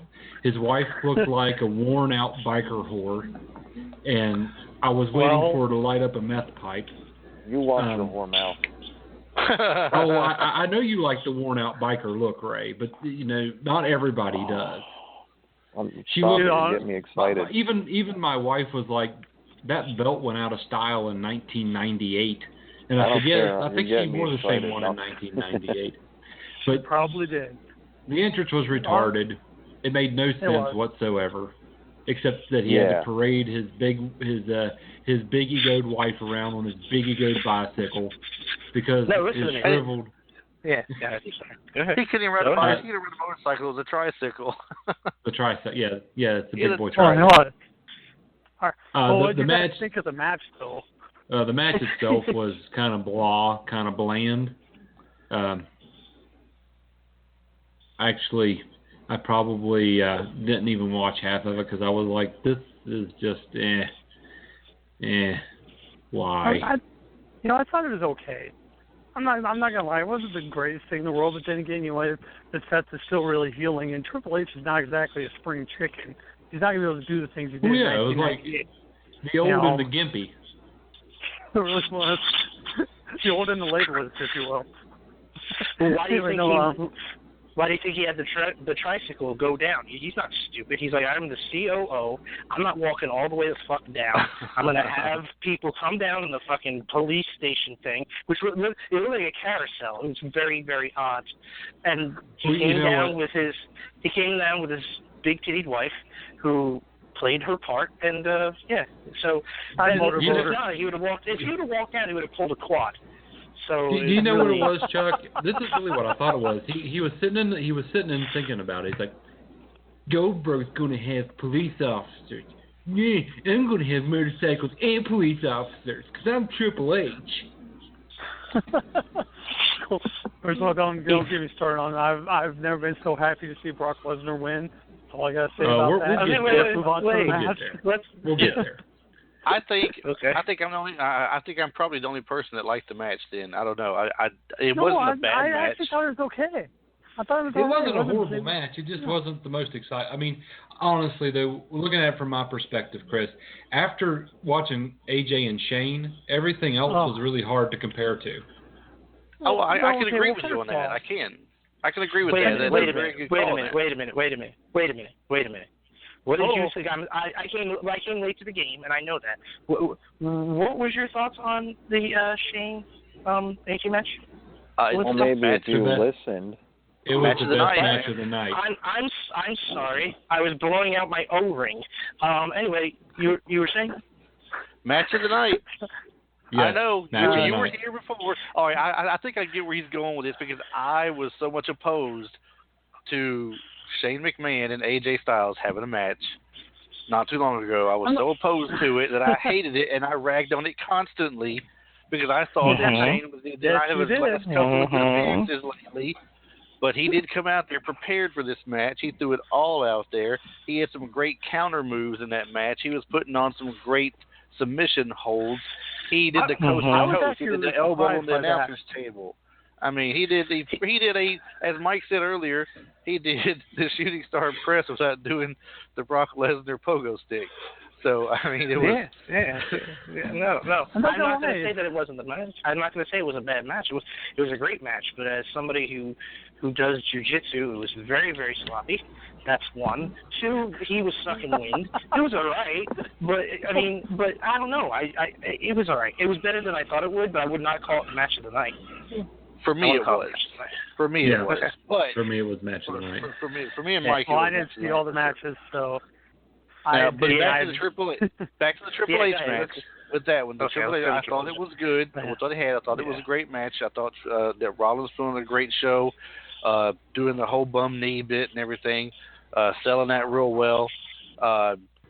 It's just, I thought for a second when he hit that sledgehammer, maybe they were going to make a move on trying to take Triple H out now, like he did to him. But I'm not going to think, well, that would make sense being the COO and all this other stuff. It wouldn't make sense taking him out of the picture like that. You see Stephanie snatching it from him. I wasn't expecting the table, though, for her to fall back into the table. I didn't see that getting set, or I'd forgotten about it being set up back there. But she took a nice bump to that table, though. I actually thought that was a good spot right there. I really did. Yeah. I thought it was a good spot. Listen, it was. But she was out for 5 minutes before somebody checked on her. People would be fired. In case people would be fired. I'd be like, who? I'm knocked out for 5 fucking minutes. Nobody comes and checks on me. The fuck? Okay, well, we all know what we think about that match. Well, here's my opinion. I didn't know that. Here's my opinion. The entrance was kind of cool because I liked the bike. The bike was nice. It was badass looking. You know what I mean? Granted, it was a trike, but it was still cool looking. Fuck you, Mike, because Stephanie looked bonerific. The beard look, Triple H was in probably some of the best physical conditioning he's been in terms of appearance. Rollins, the Kingslayer entrance was pretty badass for what it was. Yeah, that was. Yeah. It was pretty cool, all in all, for what they did, you would think that they turn around and said, now, and for Seth Rollins to be under the weather health-wise in terms of him being ill, he stuck through it. I mean, this is a man that had food poisoning at one point and got, power bombed and went in the back and threw up in a trash can and, kept from shitting himself at one point, okay? Yeah. He does what it takes. For the first NXT champion to be battling the creator, so to speak, and for what the build-up was, going into it, I thought it was pretty good, but I'm just a little confused on the fact that they made it a non-sanction because he's not 100% cleared. But the shots, and they were doing some legit wrestling shit, it could have been a regular match for what it was worth. The reversal count on the pedigree was just astronomical. Yeah, it was. I was expecting Samoa Joe to appear because Samoa Joe was not on the card, and he is Triple H's enforcer. And I think they could have had a great setup, having Joe come in to try to interfere. Maybe Rollins takes Joe out with the sledgehammer. You know what I mean? To set up for a future feud. But the match was solid for what it was worth. I'm not upset about it. I'm not. You know what I was thinking, in all honesty? It's a non-sanctioned match. Where the hell's the curb stomp? Not only that, it was right in the crowd. It should have went backstage. It should have went all over the place. But my point is that I can tell you where the curb stomp went. Backstage. God, it'd take them 2 days to get up the ramp. I can tell you where the curb stomp went. The curb stomp is never coming back. That's not never anymore. Is it coming back? And it's not coming back. That was Seth a true Rollins' non-sanctioned decision. match. They No, could have. it doesn't matter. No, it doesn't matter. There's a reason for it. Here's the problem. Seth Rollins chose to stop using that because they always say, don't try this at home. You remember that clothesline from hell that the kid did on his little sister or his little brother, whatever it was in Texas, and actually killed him? All the power bombs and shit kids did. Right. Yeah, I know. Me taking a German suplex and breaking my neck. All right. There are reasons for it. Yes, I am in a wheelchair because I broke my neck wrestling.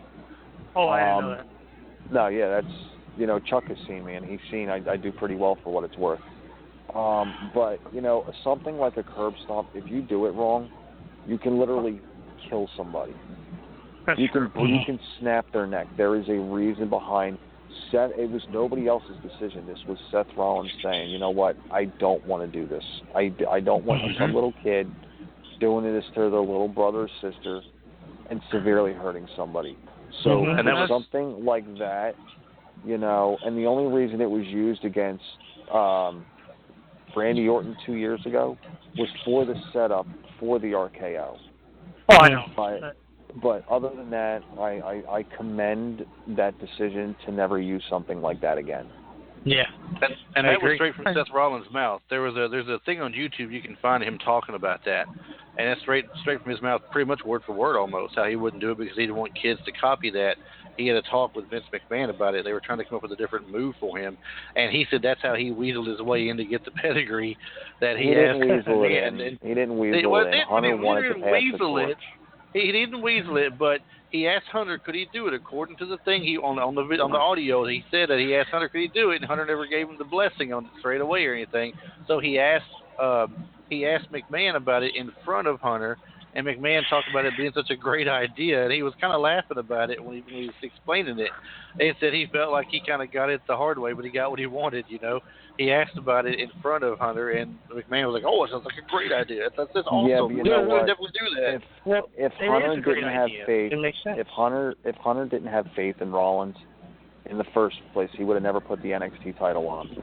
He would have never brought him up. He would have never put him in the Authority. So Triple was never would playing, put him in the Triple Shield. Right, Triple H was playing hard to get initially. Well, here's the thing, too. Here's the thing, is that it makes the most sense. What do you give your students? The greatest gift you can, your finishing maneuver. It just makes sense. So give it to them. I'm not a fan of it, but it makes sense. Now, it's my turn I'm not to talk. a fan of that movie. It's my turn to talk. It's my turn to talk. I love talking. Anyway, listen. We know. So, well, that's obvious. We know you love talking. Okay, but this is where you shut up. Anyway, first of all, the match. So I'd the like very to first call match. the Savagery Department. I'd like to file a complaint. Jesus, we still got a half hour left of the show. I know, right? No, but here, check it out. So you number one rule is you ride a quad, save a quad. So I'm glad he did that. Now, as far as the match itself, and Stephanie looking something out of that video game Streets of Rage was pretty cool. Can we stop talking about Stephanie? Because I'm getting excited again. Okay, all right. Okay, Ray. Say, down, Tiger. Anyway, no, seriously. As far as the match goes, I like the last half of the match. The first half of the match was good. It kind of told a little bit of a story. I wasn't emotionally invested like I thought I would be. Like there should have been a lot more animosity, a lot more like tension, and I didn't feel that. But I mean, Rollins proves why he was the best at one point. I still think he needs to climb back ever since he's gotten hurt. Those two injuries really kind of hurt him, like literally and figuratively. So, I mean, he was on point, though. I mean, I have to say, he really was on point. Both of them looked really good. The spot, I guess, like you said, with the table was okay. I didn't throw over it because my son was like, what happened to Stephanie? I was like, she's dead. You know what I mean? Like, she's dead. So, like, she's not getting up, apparently. She's dead. But, dead hooker, 5. But as far as anything else goes, it was a good match. I liked it. It did its job. And to beat him with his own move. That tops it. Exactly. That's what I told my wife. I said it's going to be a battle of the pedigrees, and boy was it! I didn't realize how prophetic that was. Well, I think at that point, I think we have to move on to the next match because we got maybe 45 minutes I'm left. sorry. Well, we actually got 35 minutes left. I will tell you this: the next 3 matches won't take long to talk about. Yeah, because let's face it was Orton beating Wyatt, Brock and Goldberg, and then getting the belt. Okay. Jesus, wow. What the hell? Okay. But I just want to say, whoever's swallowing the phone on the other end, kind of back it out a little bit. You gotta be right up on it. That's what I think. If you're going to swallow things, Tim, do it on your own time. I thought it was Chuck. Whatever. I thought it was Chuck. Was it Tim? I think it was Chuck. No, it was Chuck. No, it wasn't me. I gave that up Chuck's for a swallower. We all know that. I gave that up. Listen, gentlemen. I gave it up for Lent, and it became a habit after that. Okay. Well, on that note, I Orton just want to say this about Orton and Wyatt. The best thing about the match was the entrances. That the holograms or the images in the middle of the ring was stupid. That was retarded. No, I disagree. It was stupid. I disagree. Dumb. No, it wasn't. Dumb. No, it wasn't. All right, hold on. Disagree. In order, we're going to take a vote. Chris, was it dumb? All right, Ray. Dumb. Tim. Really dumb. Chuck. Mike. Go ahead, Mike. It was absolutely, positively retarded. And then there's Chuck who disagrees. Chuck, you're out. No, I disagree. I disagree. It's brilliant. It's brilliant. I could have dealt with it if it was a Wyatt mind game that was used once, but it was overplayed and it got cheesy. I don't think so at all. They had three of them. That's good enough for me. I think it was the magic number. No, sorry, I disagree. Wholeheartedly. You want to do it right. Drop a bunch of worms from the sky on them. Drop a bunch of maggots from the sky. Bring the boogeyman back. I'm real. I'm sure it would have went over. No, my opinion of the match is they fucked up. They shouldn't have given they shouldn't have given Orton the belt. They should have left it on Bray Wyatt. The first time they call him the Eater. No, wait, hold on. They call him the Eater of Worlds. Leave it. Give him the belt. Give him a fucking run. He earned it. I'm tired of them fucking doing this transitional shit, this backstage politics. The man has fought. The man has earned it, and he deserves the fucking belt. And that's all I have to say about this match. I'm pissed off. I'm done with it, and that's it. I disagree with you on that. But this is my thing. We all know the reason that Orton won the title, so that Cena can get 17 and take it from Orton. That's what's happening. SummerSlam, you got Orton at 13, SummerSlam? Triple H at 14. It gives Triple H a reason to hold another belt. Nope. Cena's beating Orton at SummerSlam for number 17. I just thought it was because Orton was a superior talent, but what do I know? You don't know anything because he's not. You don't know anything because he's not at all. He's not the superior talent. In the ring, he definitely is. No, he isn't. He's not. No, he isn't. In the ring. Chuck, my turn to talk. Tim's talking. Shut up. Oh, my God. Tim, before you say something, can I say one thing real quick? Go ahead. And it's real quick. If Angle would have never left, John Cena who? That's all I got to say. Angle would have tied Ric Flair's record, plain and simple. But you may continue. Okay. This is my thing. Ready? I'm a fan of Orton. I really am. I like him. But the thing is, it's time for another guy. It's time for somebody like Bray Wyatt, whom all you guys that know me know that I'm a huge Bray Wyatt guy. I love his character. I love what he does. I love his moveset. I'm a big fan of his, and it does disappoint me that that they just took it from me after the short run. He's never going to sniff the title again either, at least not for a couple of years. They ruined Wyatt's image. They ruined Wyatt's image and everything like that, and there's not going to be any coming back. He was the Eater of Worlds. He had the whole Sister Abigail thing. He had this phenomenal, and yes, I'm saying phenomenal, iconic, phenom kind of feel about him, and all they just basically did is buried him. Yep. I don't get it. I just don't see it. I don't see it. You know what I see when I look at Bray Wyatt? I see Phineas Godwin. What? Trying to be creepy. No, listen to me. No. We were just talking about Naked Midian today. Okay, listen to me, because now it's my turn, and the reason why it's my turn is because this is the match I've been hoping for and waiting for to solidify Bray Wyatt as one of the best talents in the last 20 years. And I'll tell you why. The man can talk. The man can play creepy. I don't know what you're talking about, Phineas Godwin. Are you out of your mind? The man can move. He's deceptively strong and deceptively fast, and he's quick on his feet. The guy is a dynamo, and here's a guy that could take over the mantle of what Undertaker did in his own way. Not exactly Undertaker, but what he did. I said the same thing tonight.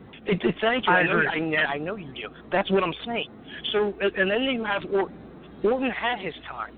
This should be nothing to do. Nobody wants to see Orton Cena. I don't care what anybody says, and if they do, okay. But then girls put it want on Orton Cena. Yeah, but then put it on SmackDown. But here's the thing. You gave Bray Wyatt. Bray Wyatt's been hurt. He's healthy. Give the man SmackDown, the problem is SmackDown doesn't make their champions really do anything. Think about it. You have, what's his name? Ambrose. Ambrose has the Intercontinental Championship. Are we going to remember his run? No. It's going to be the time that Baron Corbin tried to get the title. That's it. That's all his title is ever going to be. They did that with the IC title, and they did that with this world title. And then you're going to give it to Randy Orton. It just doesn't make sense to me, and it's insulting to me. And I'm more upset about this than anything on the card. Any other thing on the card. Especially since you had an 8-month build-up. No shit. One of the best build-ups to a WrestleMania match I've seen in a long time. Absolutely. And they just ruined it. And wait a minute. And on top of that, think about it. They put him over Cena, and they put him over AJ, and they put him over what? AJ again or Cena again? Like, come on. And then what? And then you're going to stifle him? Why do they do this? They did this with Rusev. They did this with a few people. And you know that I'm not a Baron fan, but goddamn, give that kid the title. I think he could do more than Ambrose ever did. I'm sorry. Oh my God. Well, yeah, because Ambrose does nothing with the title, so that's nothing. Yeah, just like every title he holds, he does nothing with. Well, that's booking though too. Literally, remember his U.S. title run where he literally didn't defend the title for like 6 months. And he's got the third longest reign in WWE. No, I think he's got the longest reign in WWE history. Yeah, it's insane to me. It's insane to me. That's why when people. But when people don't recognize Bray Wyatt for what he really is, or what definitely he could be, it drives me out of my fucking mind. I'm like, how am I one of the only people to see it? I just don't see it. I really just don't see it. I don't see it. I don't know. I just don't. God. I just don't see it. Brilliant, dude. Do you guys know what the telltale thing of the match was tonight? The thing about the match tonight that tells you the most story about the Wyatt and Orton match tonight was look at the fans, listen to the fans' reaction in the crowd. It was not there at all, hardly. They were. It's like it seemed so quiet, like they weren't into the match at all. But the thing is, that's because I think most people knew the outcome of the match before, because it's Randy Orton. And there was nothing that hinted toward coming to this match. There was nothing that hinted anything toward Randy Orton definitely taking the title. I mean, they had a couple of weeks on SmackDown where he did the thing where he burned down the building or whatever. Then they had Bray Wyatt come back and he's covered himself with the dirt from where Sister Abigail was buried or some crap like that. I don't know. I didn't pay attention to it. And then you got Randy Orton supposedly doing something on SmackDown before, the one leading up to WrestleMania, which made absolutely no sense to me. I didn't even pay attention to that. I was not into the whole Randy Orton bit against Bray Wyatt from the get-go because they announced he wasn't going to do it, and then they built up AJ for the thing. So I would have thought the whole thing would have been on AJ and Wyatt at that time. That's what it should have been. That would have been match of the night, hands down. That would have been match of the night. Nobody would have touched that. I think that's why they pulled it. It's because nobody wanted those two to get in the ring together because nothing on that card would have touched that match. Why did AJ? Are you kidding me? That would have been incredible.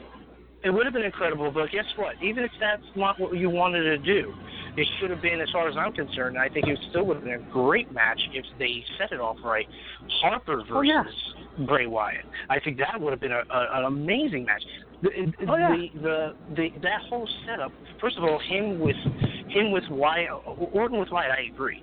I mean, I like the build-up. Don't get me wrong. I'm like, well, they're there, they're building it up, whatever. But I understood the concept. It just didn't work. They don't have chemistry. They don't. They didn't have chemistry tonight. And I Orton doesn't have chemistry with many people. Yeah. I mean, I love that. Look, I love the idea.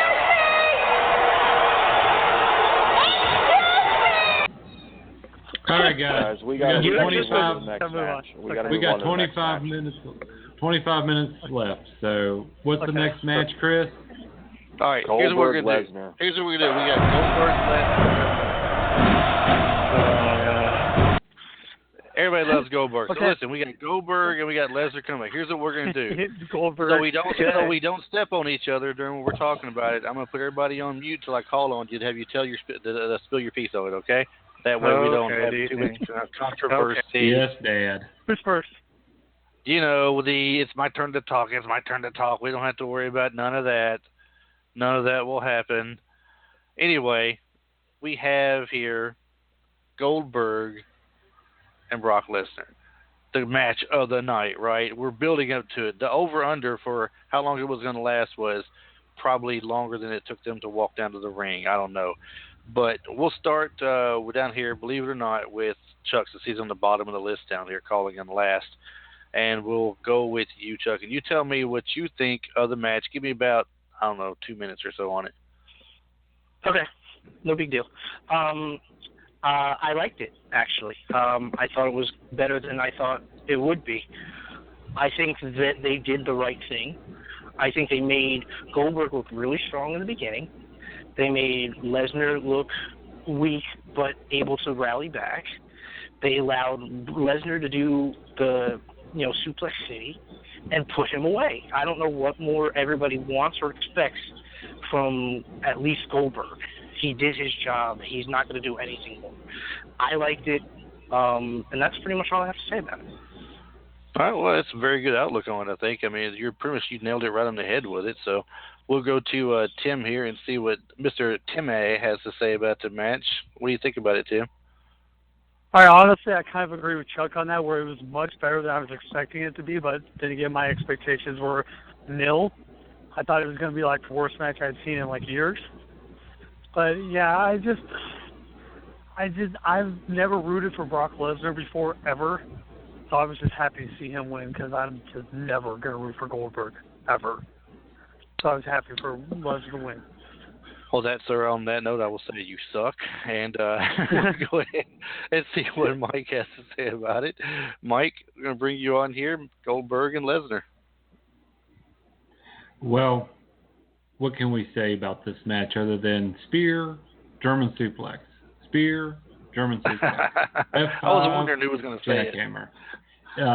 So there were basically 4 moves performed in this match, which is the best Brock Lesnar and Goldberg match ever, which is kind of like saying the prettiest orangutan in the zoo.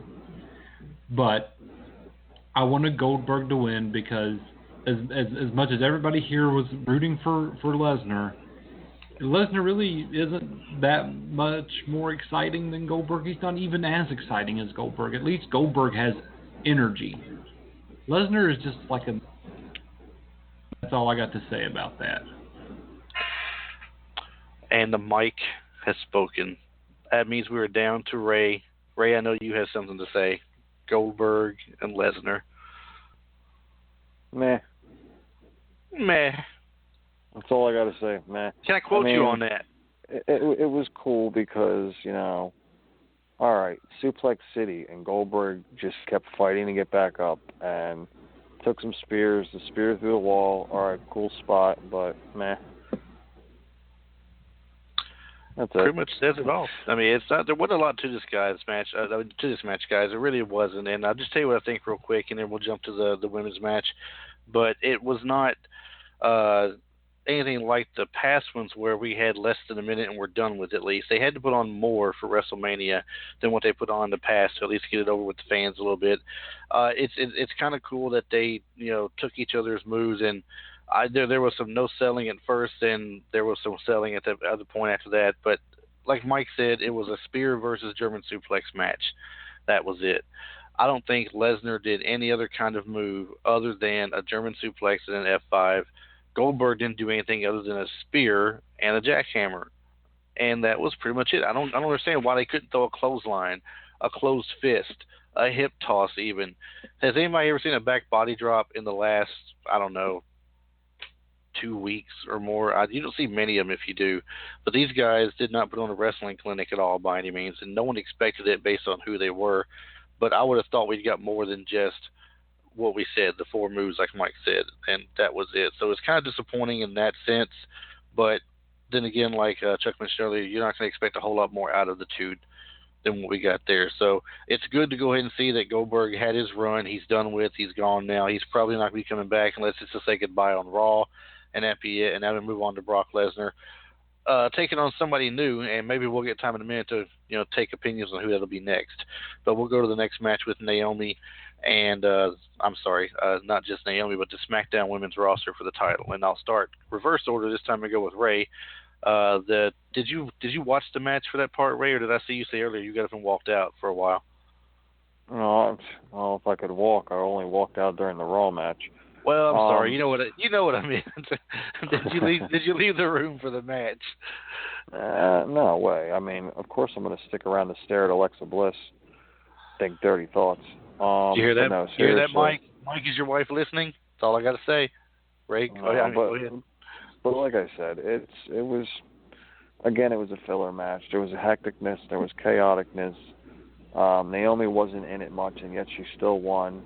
They tried to do a dual sharpshooter. It was kind of cool if they could pull it off, but I don't know. Again, lackluster. That's all I got to say about it. Yeah, the dual sharpshooter kind of looked kind of silly for the most part when they tried it. It was a nice thought, but it did look kind of silly at the end there. Mike, what did you think about the match with the SmackDown Women's roster? Alexa lost, so fuck WWE. And I didn't realize Tatanka had a sex change. What's up with that? The headdress she had on. Dude. I'm done. That's all I got. Wow, the women's match gets no love tonight. Tim. All right, honestly, right as soon as they said it was in Orlando and what's her name lost, had to relinquish the title, I knew she was going to win it back on tonight. I called it like the next day. I was like, they're going to have her win it back, one of those returning things, and lo and behold, she did. I actually did like the attempt at the double sharpshooter. I thought that could have been a really cool spot. But, the thing is that they gave him no time. Remember, they weren't even going to put him on the show until like what, earlier this week?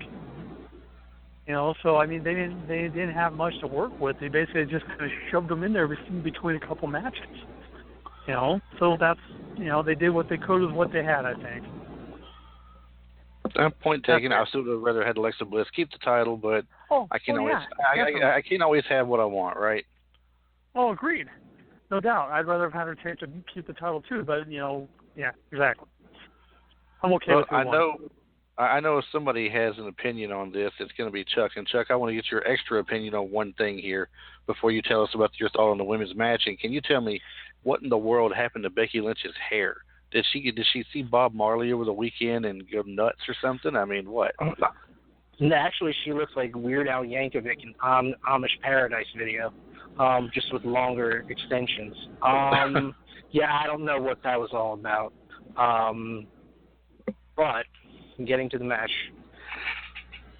it was kind of botchy, and it kind of unfortunately went the way I thought it would go. Just like Tim, I kind of knew it. Plus, she was in her hometown.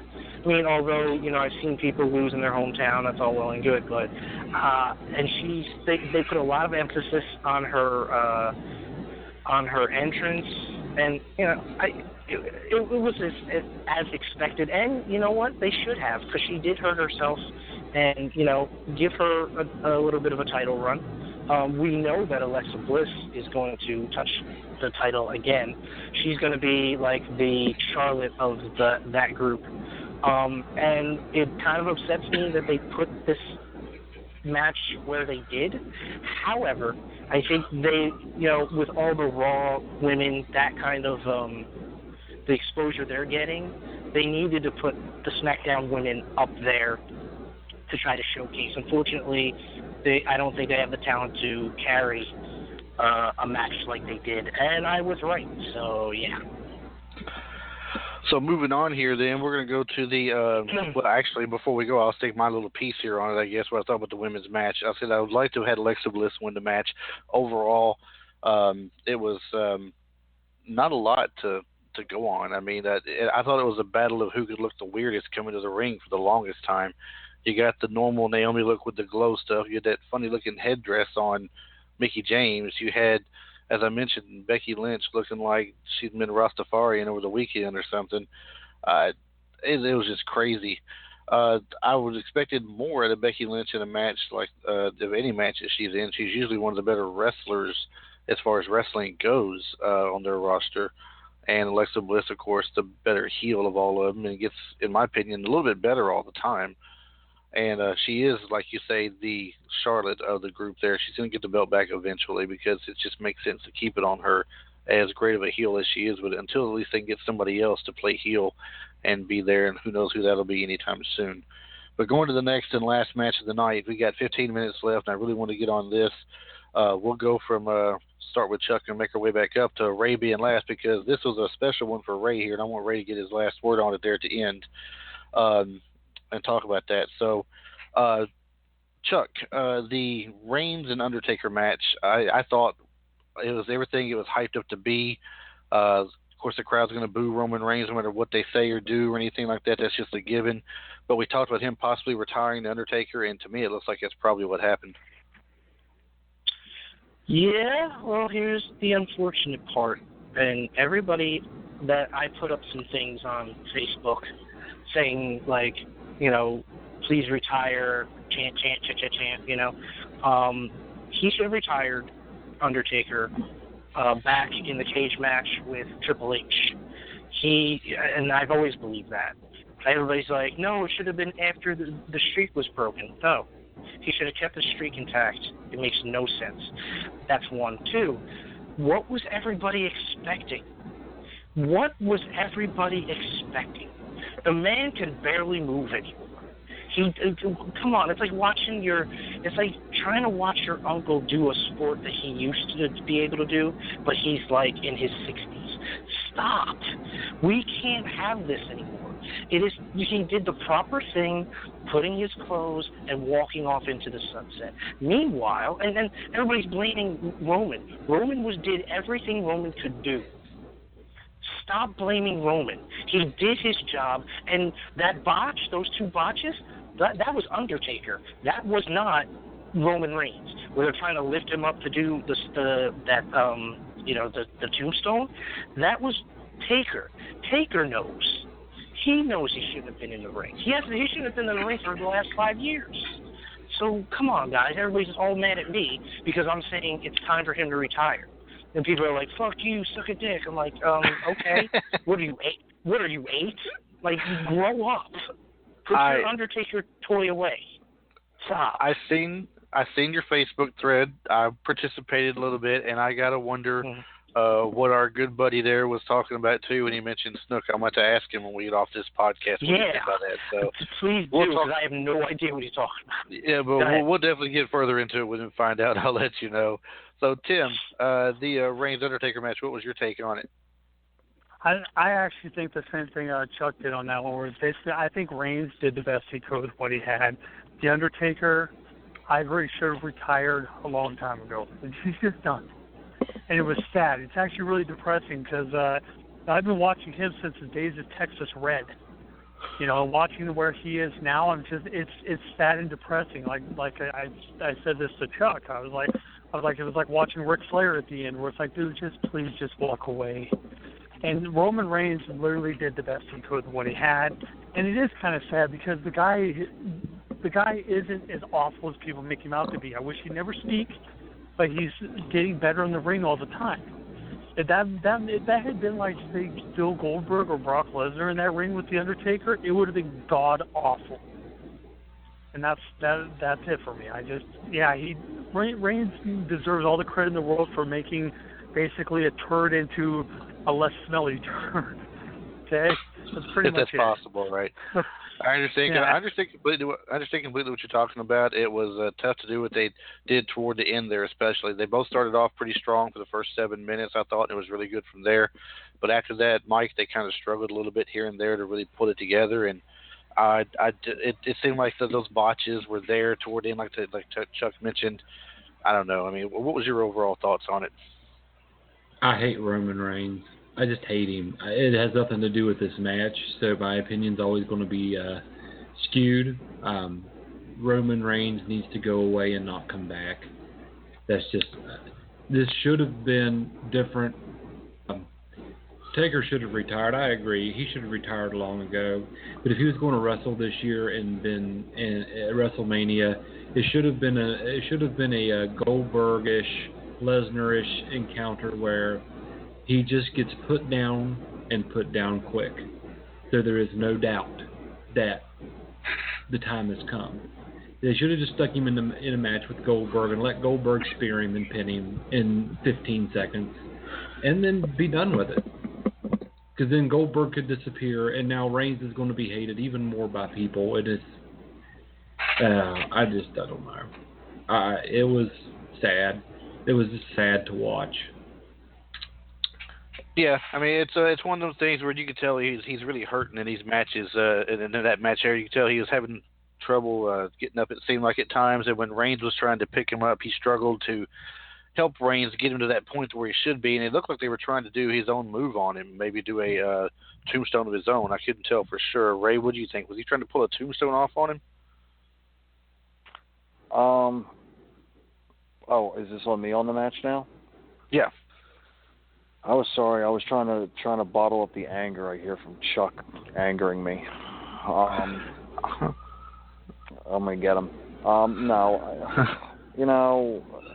I have a lot to say because there were two idols that I had in professional wrestling, and you hear people say Austin, you hear people say The Rock, you hear people say Bret Hart, and for me it was Shawn Michaels and The Undertaker, and there were times that it literally hurt. Like, I could feel my heart breaking watching this match. The spear through into the table was cool, and nobody bothered to mention it was great to see Jim Ross there. Oh yes. It was a breath of fresh air for a sad night that we knew was going to happen. There were botches. I want to believe that Reigns was trying to pick Taker up for a tombstone. I don't know if they were just both exhausted. Undertaker tried to do the last ride and just couldn't do it. It's just, I mean, he took the shots. He took them like the guys. I read a tweet from Bubba Ray Dudley that said there's a reason that the guys in the back called The Undertaker the boss. And there was a reason. Because of the respect. And for what he did for the company. And for as hard as he works, regardless of how hurt he is. He needed hip surgery, and he chose to wait till after retirement to do it because he didn't want to disappoint fans. And for just the beating he took, and when he didn't sit up, it hurt. And that final spear, and I literally I could not watch the 3 count. I had to turn my head away because I knew it was over. And when he lost to Lesnar, he put his gloves in the ring and walked away. I have never, in 33 years, of matches that I've watched of his. Granted, I'm only 33, but I, would watch old stuff on tapes and, from the time he debuted as The Undertaker when I really was following it at 6 years old, he would never leave his match in the ring gear, like the full attire that he came to the ring in. And when it panned again and it showed him in all of his gear, you knew right away that was it. And for him to go to the side, kiss his wife, go over by the fans in general when leaving the ring, regardless of who's there, it was out of character. And yeah, like Chuck said, he should have hung it up a while ago. But it was sad to see Ric Flair go. It killed me to see Shawn Michaels go. But The Undertaker, I mean, they say it for a reason. Almost 30 years of destruction.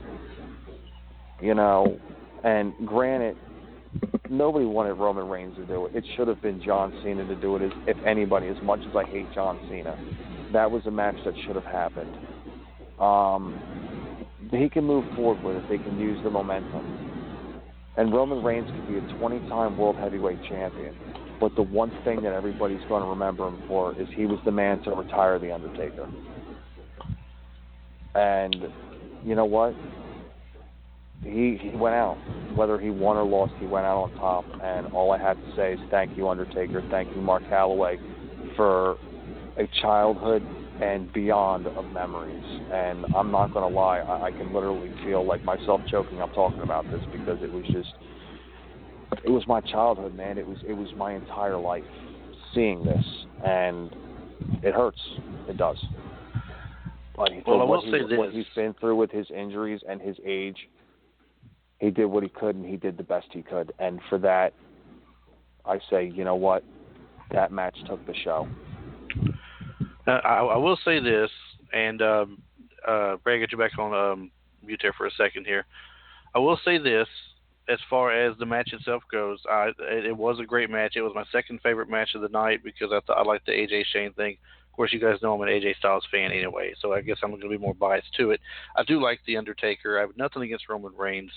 I thought it was a great match. I think the one thing I'll disagree with Ray on, though, is that I don't think it should have been John Cena, because if you're going to do any kind of a passing of any kind, I think it's got to be somebody who's going to be there for a lot longer.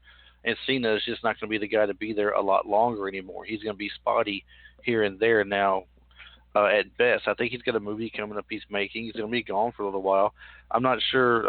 I'll have to ask Tim here in a little bit about that thing about supposedly taking Orton out for number 17 or something, because I didn't think Cena was going to be around much this summer at all. But The Undertaker, as far as retiring, I'm pretty sure it was the writing was on the wall when you seen JR come down to call the match. You got a special person calling the match for him. You've got the end of the match where he takes his stuff down. He puts the gloves on the ground, folds up his jacket neatly, puts it on top of the gloves, takes the hat, sets it down firmly on top of the jacket, goes over to his wife, kisses his wife, walks out like his last walk out, saying goodbye to the fans at that point at WrestleMania, which is always his big pay-per-view.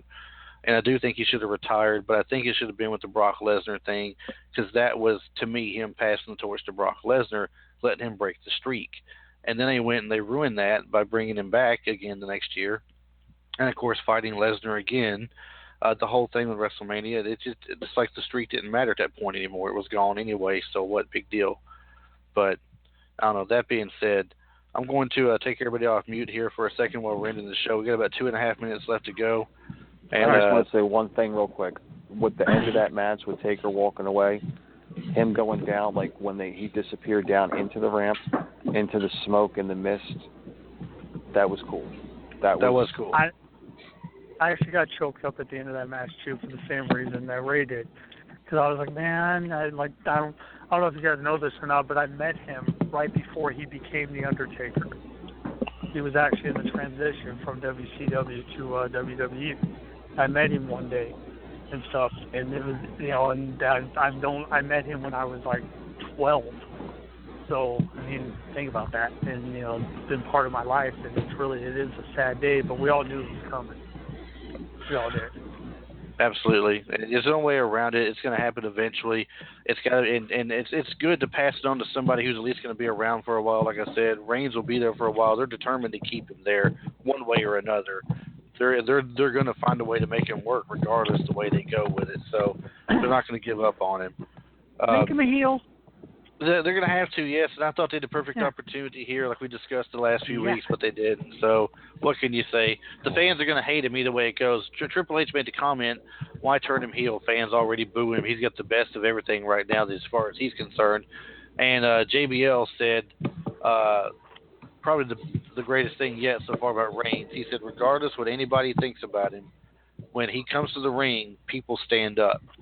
And if you can make the crowd stand up when you come in, at that point, you're doing something right, obviously. Yes, this is something that I heard a long time ago from somebody, and they said the worst thing that can happen to a wrestler is people don't care. Right. If they don't care about you, I mean, they hate him. So guess what? Same thing with John Cena. It works because guess what? People either love him or hate him. There's nothing in between for both of those guys. So, but they care. And that's the most important thing, is people care about him, and they have an opinion. Roman Reigns said it best. Whether you like him or you hate him, when he's out there, whether he wins or not, your ass is out of that seat, which means you're paying attention. Exactly. You're paying attention to his match. Right, and we're going to do a show one night this week. I talked to Ray about it last night. Mike, if you're interested too, on the Hall of Fame, one night this week after work or something. One thing I'd like to say, but before we get to that thing though, and I'm about to go ahead and wrap things up here because we're out of time. I'm going to go ahead and close it up. But the at the Hall of Fame thing, to me, that's a time when you're supposed to be celebrating the people going in the Hall of Fame, not treat it like a wrestling match. And the one thing I didn't like very much is every time you see Reigns get showed on camera, they're still up in the stands booing nonstop like crazy when he shows up. So I was like, I couldn't even think it was disrespectful and it was stupid. I didn't like it, but it is what it is. We'll talk more about it later this week, hopefully, if we get to pull that show off, and I'll talk to you guys about it then. But guys, Tim and Chuck, thanks for calling in tonight and participating with the show and everything. As always, appreciate it. Welcome to call in anytime. And next week, I guess we're back to a normal show. It's going to be the Raw and SmackDown after WrestleMania. Something big usually happens then, or semi-big. We'll be discussing that next week, plus any kind of news and things we have to go on rumor-wise as well. So thanks for listening this week, everybody. We hope you enjoyed the show. Hope everybody had a great WrestleMania weekend, and we will see you guys next time.